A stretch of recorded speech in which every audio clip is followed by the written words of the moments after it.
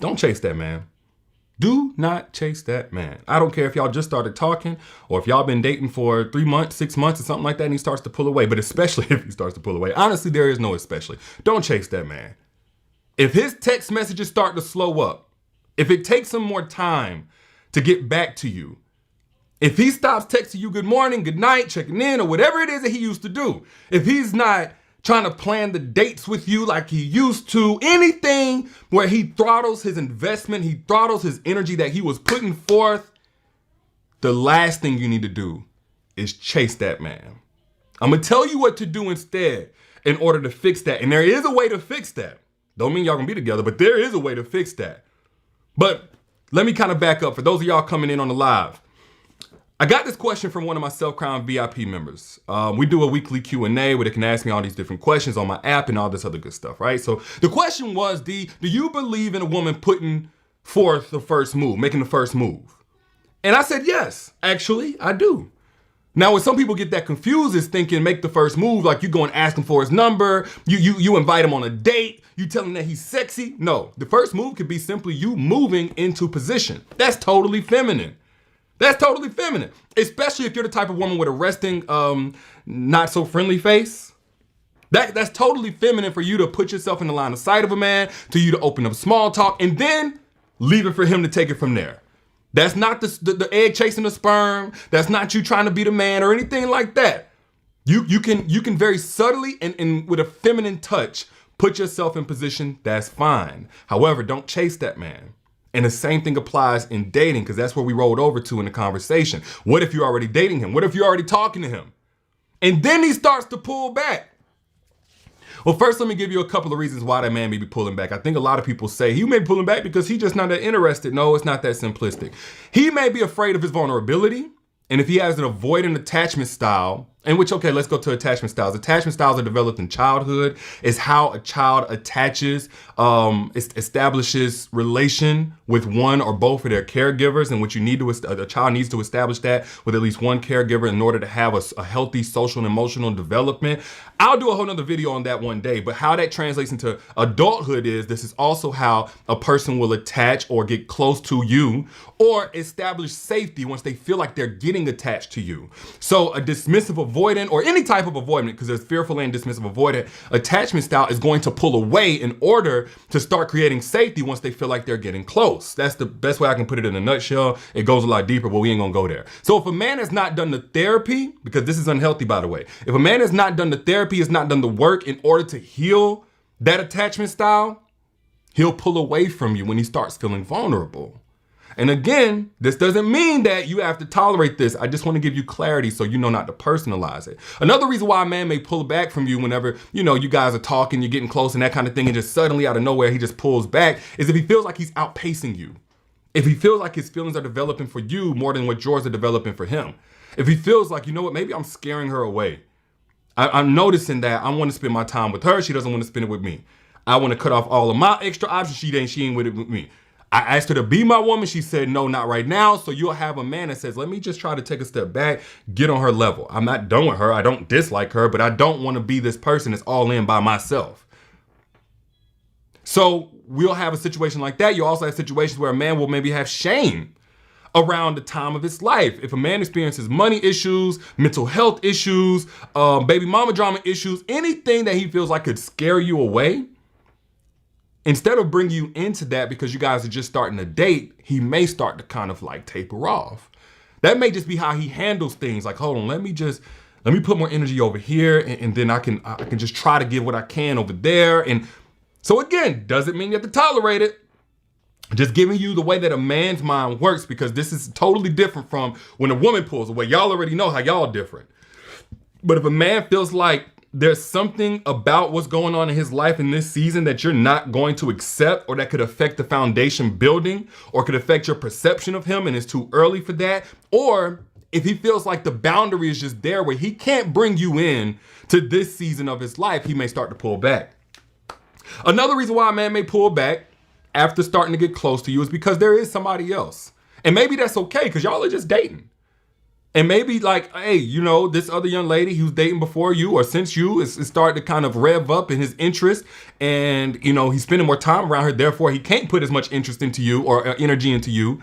So that may be a reason why. And again, that don't mean you have to tolerate it. But the last reason why, and this is what a lot of people would probably conclude, is that man wants to see if you'll chase him. He's thirst checking you. He's pulling back to see if you're gonna come running after him. If he was able to effectively love bomb you, and now you over there, you don't know what to do. You all out of sorts. So let me tell you what to do whenever you notice that a man's energy has changed. Everything was good. Y'all was solid. Y'all was cool. You didn't do anything wrong. And then boom, out of nowhere, you're getting a completely different version of him. And this is, granted, he doesn't have any mental disorders or anything like that. Two things you don't do. Let's start there. First off, you do not scold him. Do not scold him.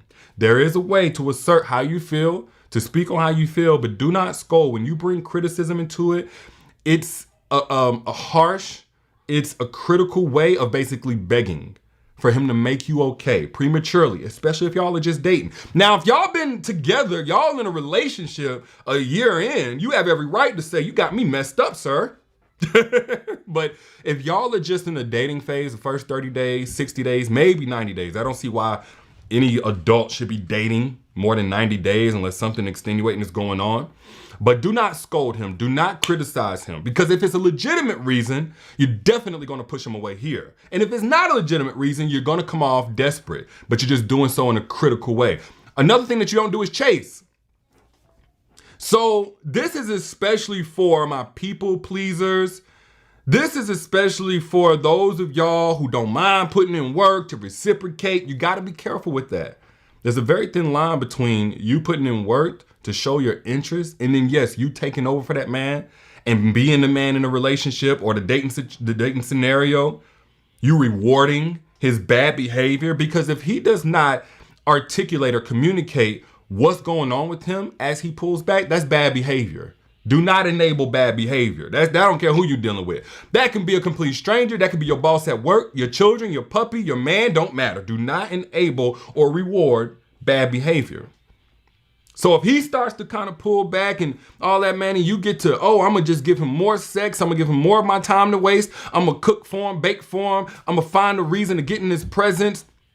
You would definitely send the wrong message to even the right man.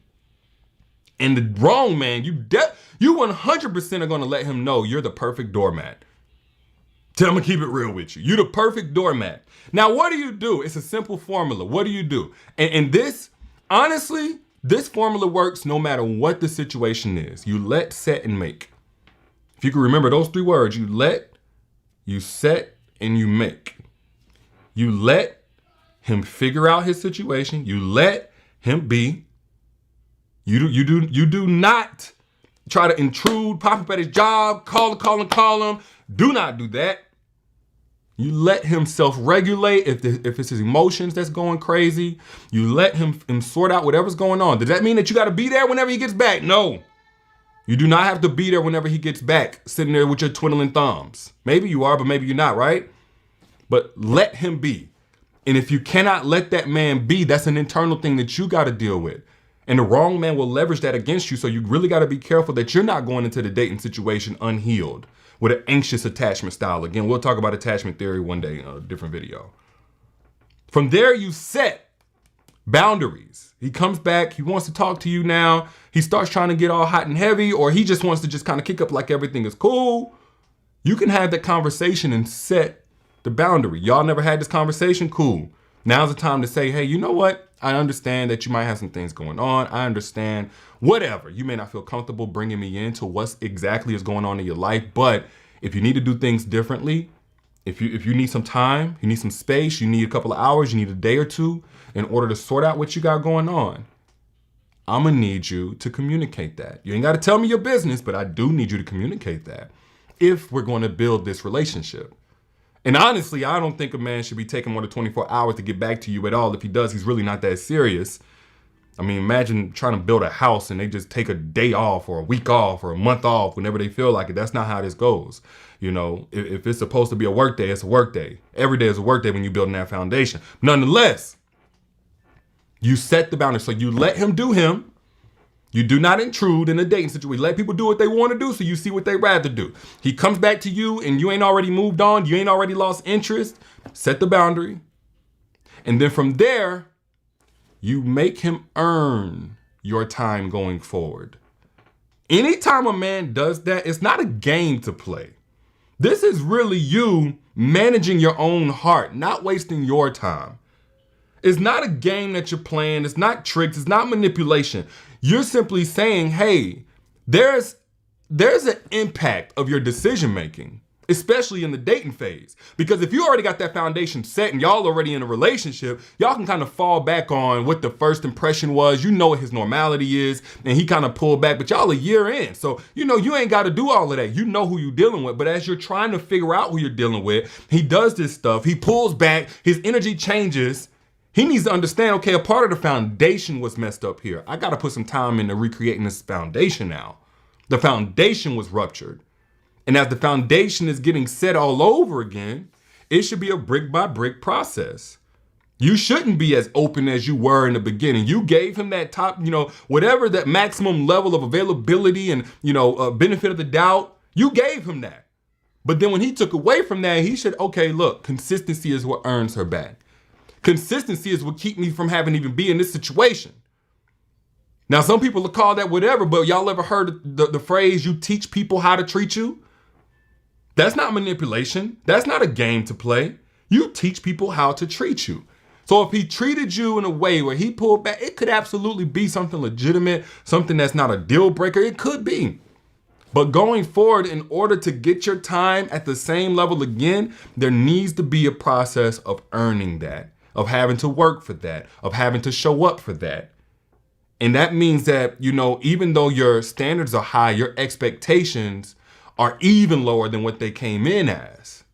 You're basically making sure that you send a message not only to him, but to yourself. You're worth more than somebody's hot and cold. You're worth more than somebody's inconsistency. Way more about you than him. But in all these situations, let me tell you what the common denominator is. The common denominator is a man who does not or has not evolved to the point where he could communicate what's going on with him because he has the capacity, he has the language, and he has the confidence. He has not evolved to that point, and therefore he probably cannot protect your heart because he can't manage your expectations. He can't manage your expectations because he doesn't articulate what's going on with him so that you know how to set your expectations. And this is the problem with dealing with a man that you